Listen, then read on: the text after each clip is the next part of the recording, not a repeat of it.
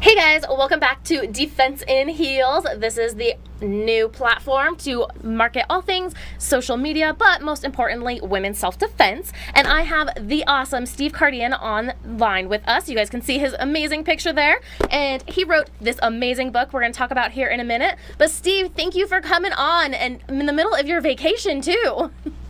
Well, it's not really a vacation. It's it's an 8 bridge swim. So we start in the Catskills and they go all the way down to the Verrazano Bridge. So these are world-class swimmers, open water swimmers.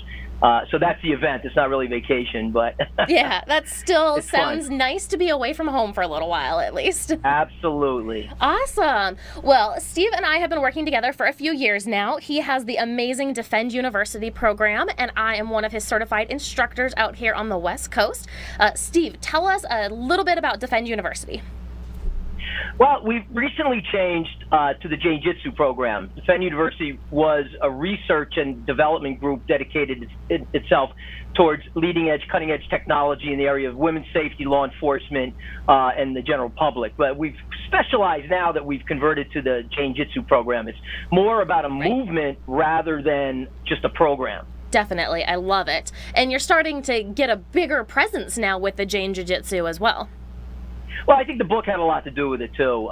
It's been featured on Dr. Oz, Inside Edition, Fox and Friends, and a variety of other venues. So we're blessed. Not only have been picked up by Simon & Schuster, but to get the kind of attention that it really needs to get the word out there.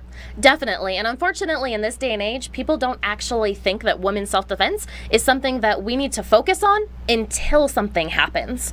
So what do you think we could do to get more of the word out there that women need to protect themselves long before something happens to them or somebody close to them? Yeah, well, there's no single one thing that you could pick that's really going to do the trick. It's a combination of a variety of things, such as being in touch with your intuition, knowing or learning about what it is that the predator looks for. You've seen some of my videos, social experiments. I've got 21 out of 21 women compromised. If it had been a real crime, their safety would have completely been compromised. Definitely that 7-second rule. Yeah, the 7-second rule, and creating a blueprint for a plan of action. Identifying your places where you could be in the most danger. So it's a multifaceted project. And the book pretty much covers everything that you'll need to know. It really does, and I just skimmed through it again this weekend. This will be my 3rd or 4th time reading it now. And it's amazing how easily you just laid this all out. And it's not just, okay, this is what you should do. It's, this is what you should do, this is how to do it, and here's the resources that follow with it. Well, some call it the Encyclopedia of Safety. So I'm really happy with the work that we did along with my writer, and she did an amazing job. But it's meant to be something that's referred back to if you're going to go on vacation, if you're going to do spring break, if you're going, or your child or you are going off to college. So it has a lot of solutions to many of the problems that not only women but men face as well. Correct, definitely. And you had different things in there too that women need to look out for. I mean, even just walking to your car, most people don't think of all the different things that you need to pay attention to when walking to your car. Well, we want them to employ not only awareness, but situational awareness. When you're going from point to point, if you're walking out of your workplace and going to your car, or going from your car into a store, we'll say, you want to have your head on a swivel. You want to scan around, look for the anomalies, the things that might be out of place, somebody that just doesn't look right, somebody that maybe gives you that uncomfortable feeling. These are the things that you want to watch for in your daily life. Definitely. And you talked about the intuition and the uncomfortableness. And I know as a woman, and you and I have discussed this many times, women don't actually pay attention to their intuition. And we've talked previously, years back, about the Gift of Fear book and how your book is kind of taking it to the next step. And you've even broken down different techniques and what to look for in your body that describe what an intuition is to a woman who has no clue what it is. Yeah, it's that sense of foreboding. It's that tickle in your gut. It's that little scratch in your throat, the hair going up on the back of your neck. You have the vagus nerve that runs through your body, and it reaches through every organ in your body as well. So there is a connection, a gut-brain connection. Right. And it takes some doing life experience as a part of being in touch with your intuition, getting in touch with your intuition, and staying in touch with it. But women, I believe, have the greater gift, because in every society throughout the world, men are more violent than women. Although the statistical data will show that it's about 50-50, but my feeling is they have a better gift of intuition. However, there's sometimes they will put it aside. Oh, yeah, definitely. And even with all that statistical data, it's just what is reported as well. And we both know that a lot of crimes aren't actually reported. Now, what would you suggest for a woman who feels that she shouldn't report something or doesn't know if she should? What do you think she should do? Well, for example, we're coming into a new college year. We just finished up 2018. We'll be going into the fall of 2018. 95% of sexual assaults that occur on a college campus go unreported.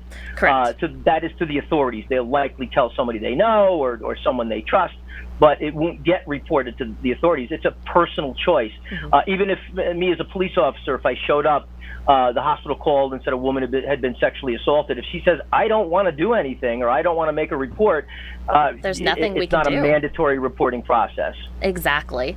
And in that case, too, I've even had where certain colleges have chosen not to report. And then you even talk about that in your book, how there's actually a law that they have to report that now. So what do you suggest as a parent they should do if they're looking into different colleges? Well, visit the college. Speak with the campus security. Take a ride around the college campus. There's many beautiful campuses that are surrounded by challenging areas. You have there's the statistical report that the Clery Act mandates that they report crimes in and about the campus, and you also have Title IX. So Google the college that you're going to be going to, and look for statistical data that would indicate that there is a problem either on the campus or in an adjacent area. Definitely. And then let's talk a little bit about what women should carry. So I know that self-defense training is number one. Well, actually, I'd say mindset training is number one and awareness training. But then going into carrying something, most of these women don't even realize that their purse can be used as a weapon or the pen in their pocket, let alone all the really fun stuff that you and I like to play with when we start getting into knives and tasers and pepper spray and all the crazy stuff. If you had one thing that you had to say every college girl needs to carry, what would you say that would be? Well, first, whatever you choose, I would say practice with it over and over and over, so it becomes a reactionary thing. In the book, I did a lot of research on the available weapons that are out there, and I like the DAD Tiger Light, the Defense Alert Device. It wraps in your hand. It's there. We have an autonomic response where if we get frightened, our hands open. So if you've ever been somebody snuck up on you, you might drop what you're holding. There it's in your hand, and it helps with the fine motor skills of using pepper spray by having it in your hand like that. It could be used as a blunt instrument, a flashlight, and the GPS alert, certainly, to notify the people on your contact list. Definitely. And actually, you made me think of fight, flight, and freeze. So I know it takes a lot of muscle memory for anything we do at all, whether it's the self-defense training, using a weapon, or even just not getting scared by your husband. So what would you suggest for women to do to work through that freeze aspect and to get more into the fight or flight? Well, the more you're able to control your adrenal response, the better off you're going to be. When you reach 115 beats per minute, you lose your fine motor skills. Upwards towards 145, you lose your complex motor skills, which we see many martial arts comprised of that require 2-3 movements. So by putting yourself in a reality-based scenario and working through it repetitively, you'll be better able to control that adrenal response. And those that are able to do that, that's why we go from learning the technique to walkthroughs to actually employing the fist suit. It makes it as real as it can get. Definitely. I totally agree 100%. And it's a use or lose skill too. If you don't practice it all the time, you're going to completely forget it. Yeah, well, there becomes, it takes 100 repetitions for an engram to be, begin where your nervous system is reacting to what you're doing. And it takes thousands of repetitions to master something. So the more you do practice, the more you visualize, the better off you're going to be. Definitely. Awesome. Well, hey guys, we're going to take a quick break, and then we will be back again with Steve Kardian and talking about his awesome book that you guys all need to check out. We'll be right back.